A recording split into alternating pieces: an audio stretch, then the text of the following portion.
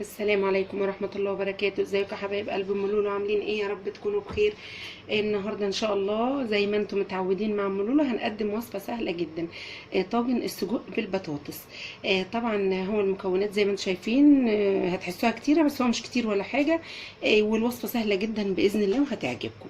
هنقول بسم الله الرحمن الرحيم. معانا المقادير: نص كيلو سجق، ومعانا 3 حبات طماطم، ومعايا حبايه بطاطس كبيره، ومعايا فلفل رومي وفلفل حراق حسب برضو الرغبه، ومعانا بصلايه متقطعه، ومعايا ملح وكزبره وكمون وورق لورا وحبهان. تمام. احنا معانا طاسه سخنه جدا على النار. هنشوف يعني هقول لكم على حاجه كده بسيطه لازم تتعمل في السجق. انا عامه ما بحبش الدهون اللي بتنزل منه دي تبقى يعني متجمده كده في الاكل. انا لما بحب اعمل الطاجن ده مجرد انك انت بتعمليه من غير الطريقه اللي انا بقول اللي هقول لك عليها دي، هتلاقي السجق جمد كده ومش هيبقى ظريف خالص. فانا بعمل حاجه كده بسيطه مع نفسي كده علشان اتلاشى الدهون دي. هنقول بسم الله الرحمن الرحيم. احنا معانا طاسه سخنه على البوتاجاز، وهناخد الطاسه دي سخنه من غير اي زيوت. هنقول بسم الله الرحمن الرحيم ونحط السجق بتاعنا كده بالشكل ده علشان ياخد صدمه.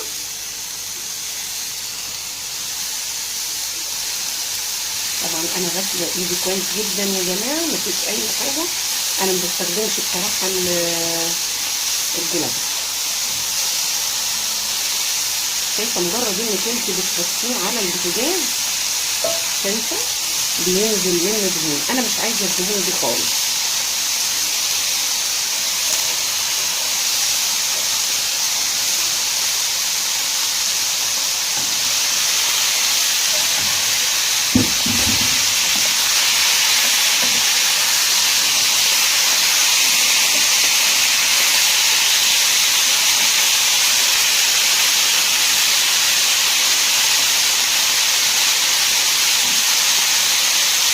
انا مش هقلب كتير فيه عشان ايه ما يفرقش مني. ومعايا كده ورقتين لورا حطيت حبهان،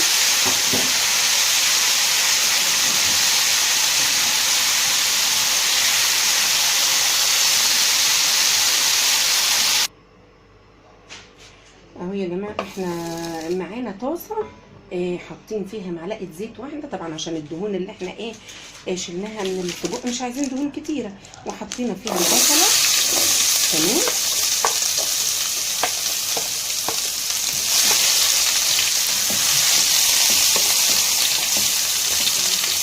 البصل متقطع كبير مش مفروم يعني. تمام. هنحط الفلفل الحراق مع البارد.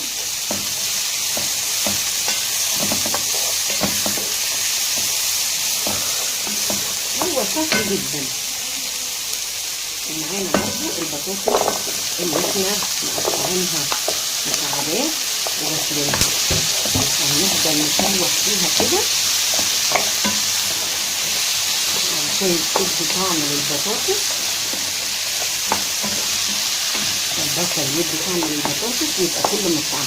طبعا احنا السجق صفينا عليه على البوتاجاز، مجرد ان نزلت الدهون بتاعته شلناه من الطاسه، وسيبنا طبعا الدهون تحت كده عشان احنا مش عايزين الدهون اللي في السجق. ما كملش 3 دقايق على البوتاجاز.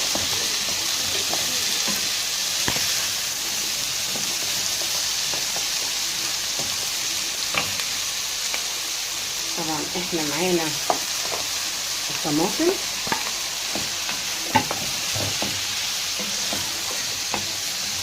وهنحط فصين ثوم مفرومين، والملح والكزبره والكمون، وطبعا عايزه شطه تحطي براحتك. تمام. احنا هنسيب البطاطس دي تستوي حاجه بسيطه كده، يعني 3/4 سوا، وهنضيف السجق. طبعا السجق بتاعنا استوى في البوتاجاز لما شوحناه مع ورق اللورا والحبهان.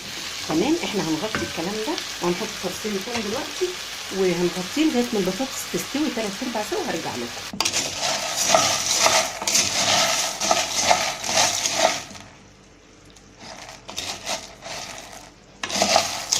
احنا طبعا يا جماعه هنعمل السجق، طاجن السجق اهو. البطاطس على البوتاجاز سايبينها تستوي 3/4 سوا، وبعد كده هنضيف السجق اللي شوحناه من غير اي دهون وصفيناه بعد كده وطلعناه على طبق ايه علشان يبرد.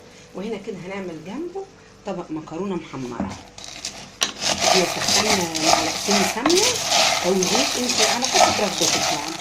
وهنفضل بقى نقلب كده لغايه ما المكرونه تاخد ايه لون ذهبي حلو كده. احنا طبعا مش هنحب نطول عليكم الفيديو، وهنستنى لغايه ما تحمر المكرونه بتاعتنا وبعد كده هرجع لكم.